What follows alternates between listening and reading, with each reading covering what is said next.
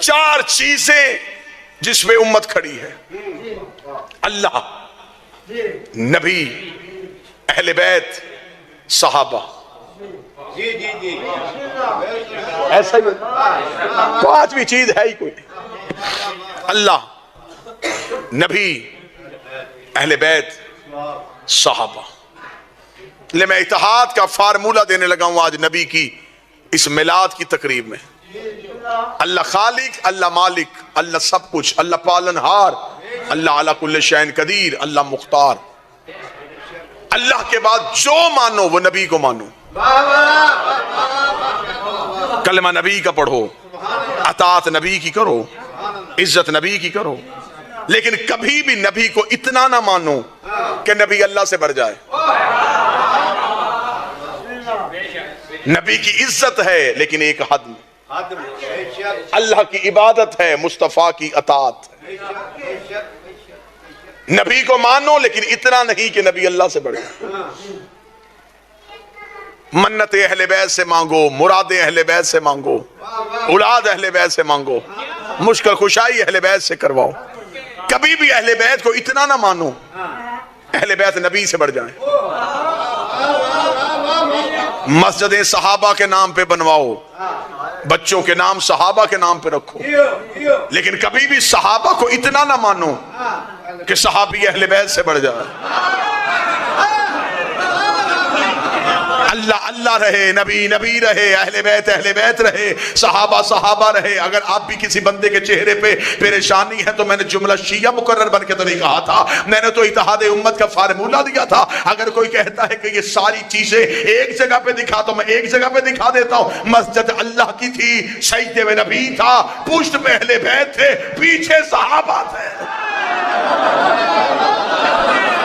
اللہ کی مسجد تھی، سجدے پہ ہمارا نبی تھا، پشت پہ اہل بیت تھے، پیچھے صحابہ تھے۔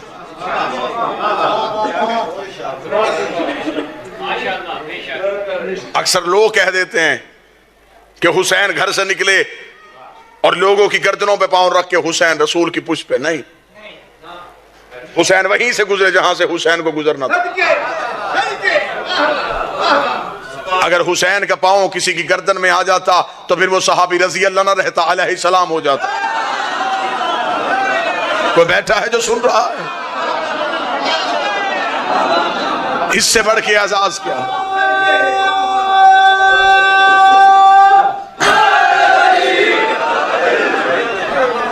حسین وہیں سے گزرے جہاں سے حسین کو گزرنا تھا، رسول کی پشت پہ آ کے حسین بیٹھے۔ صحابہ سجدے سے سر نہیں اٹھا رہے تھے اس لیے کہ نبی نے سر نہیں اٹھایا تھا۔ صحابہ کو انتظار تھا کہ نبی اٹھے تو ہم اٹھیں، نبی کو انتظار تھا وحی آئے تو میں اٹھوں، وحی کو انتظار تھا جبریل لے کے جائے تو میں جاؤں، جبریل کو انتظار تھا خدا بھیجے تو میں جاؤں، خدا کو انتظار تھا حسین اٹھے تو میں بھیجوں۔ آج 12 ربیع الاول پورے ملک میں میلاد کے جلوس نکلے، اونٹنیاں بھی نکالی گئیں۔ یہ اونٹنیاں کیوں؟ تاکہ ہمارے بچوں کو نبی کی سیرت یاد رہے۔ یہ کیوں نے اونٹنیاں نکالی؟ یہ وہ اونٹنی ہے کیونکہ آج 12 ربیع الاول ہے، جب رسول کو لینے کے لیے حلیمہ آئی تھی تو مسلمان مولویوں نے کہا اس لیے وہ حلیمہ دائی اونٹنی پہ آئی تھی اور ہمارے نبی کو اونٹنی پہ لے کے بیٹھی تھی، اس لیے آج تک اس اونٹنی کی وجہ سے جلوسوں میں اونٹنیاں نکالی جاتی ہے۔ میری سمجھ میں یہ بات ابھی تک نہیں آئی، جس میں محمد بیٹھا کرتے تھے وہ مسلمانوں کو یاد ہے، اور جو محمد پہ بیٹھا کرتے تھے، جو پشت مصطفیٰ کے سوار تھے۔ عزت نبی کرنی ہے تو پھر مکمل کیجئے۔ یہ نوجوان تشریف فرمائے، ان کے ایک بیج لگا ہوا ہے رسول کی نالین کی شبیہ، لوگوں نے اپنے امامے کے اوپر بھی لگائی ہوئی۔ ہم شیعہ احترام کرتے، ہم تو اسے بھی چومتے، اسے کہ ہم نے کبھی نہیں کہا کہ شبیہ چومنا حرام ہے، ہم چومتے اس لیے میں نے بابا تنویر شاہ جی ایک اپنے اہل سنت مولانا دوست سے پوچھا تھا، میں نے کہا جی مجھے اس بیج کی سمجھ نہیں آئی. اس نے کہا یہ نالین مبارک رسول کا عکس ہے. میں نے کہا اس نالین کو نبی کے پورے تبرکات میں اسے کیوں یاد رکھا؟ اس نے کہا اس لیے کہ ہم نبی کی معراج کے قائل ہیں، ہم نبی کی نالین اپنے سینے پہ لگا کے لوگوں کو بتاتے ہیں یہ ہے وہ جوتا جو عرش پہ گیا تھا. میں نے کہا حد ہو گئی، نبی کے ساتھ جانے والا جوتا یاد ہے، پردے سے نکلنے والا ہاتھ یاد.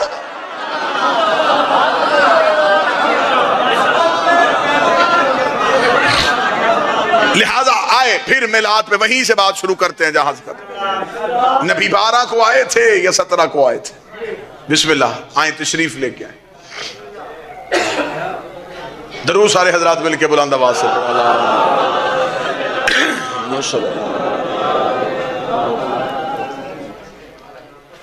بسم اللہ.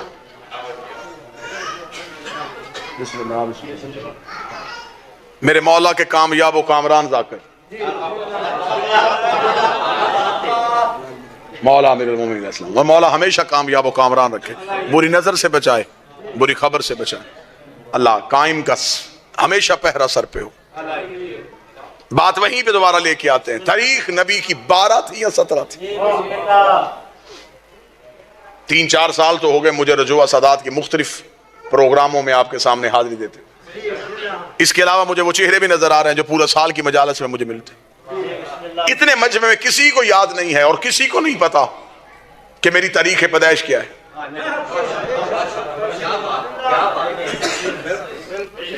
پیچھے 5-6 سال سے میری دوستی بھی ہے، میرا بھائی بھی ہے چھوٹا کامران، اسے بھی نہیں پتا کہ میری تاریخ پیدائش کیا.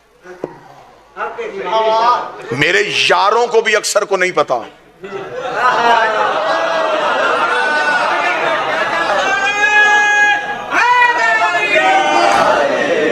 میری ایگزیکٹ تاریخ پیدائش میرے گھر والوں کو پتا. تو لڑائی ختم کرتے ہیں، 12-17 کی لڑائی ختم کرو، آؤ نبی کے گھر والوں سے پوچھتے. جب ہم نبی کے گھر کی طرف گئے تو باپ تو دنیا سے چلے گئے تھے، پالا تھا ایک چچا نے. اس کا مطلب ہے میلاد وہی منائے گا جس کا ابو طالب کے ساتھ تعلق اچھا ہے.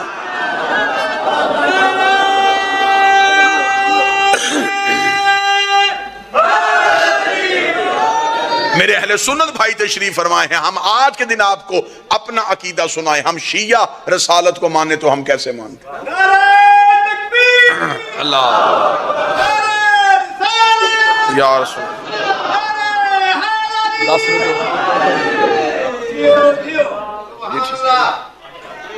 ہمارا عقیدہ یہ ہے. میرے اہل سنت بھائیوں سے ایک لمحے کے لیے میں اپنا عقیدہ پڑھنے لگا. مذہب جعفریہ کا عقیدہ. ہمارے عقیدے کے مطابق رسول نے کسی دائی کا دودھ نہیں پیا تھا. اب جو میرے اہل سنت بھائی تشریف فرما ہیں وہ بڑی محبت کے ساتھ مجھ پہ سوال کریں کہ آپ کا عقیدہ یہ کیوں ہے. میں دلیل دیتا ہوں. آپ اپنے علماء سے پوچھئے گا کہ اگر کسی دائی نے ہمارے نبی کو دودھ پلایا تھا تو اس دائی کا مذہب کیا تھا؟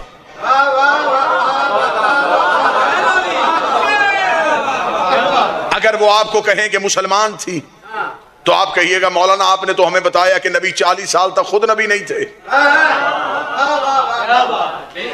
تو جب نبی خود ہی نبی نہیں تھے اس نے کس کا کلمہ پڑھا؟ اگر وہ کہیں کہ کلمہ نہیں پڑھا اور دودھ پلایا تھا تو قرآن کی آیت میری طرف سے مولوی کے سامنے کر دینا. اللہ قرآن میں کہتا وَحَرَّمْنَا عَلَيْهِ الْمَرَاضِعَ، ہم نے حرام کر دیا تھا دائیوں کا دودھ موسیٰ پہ. شرم کر، موسیٰ نوکر ہے، یہ سردار ہے، موسیٰ ریت ہے، یہ آقا ہے. 3 دن کا موسیٰ تو کسی دائی کا دودھ نہیں پیتا. نبی کو پتہ ہی نہیں تھا حلال کیا ہے حرام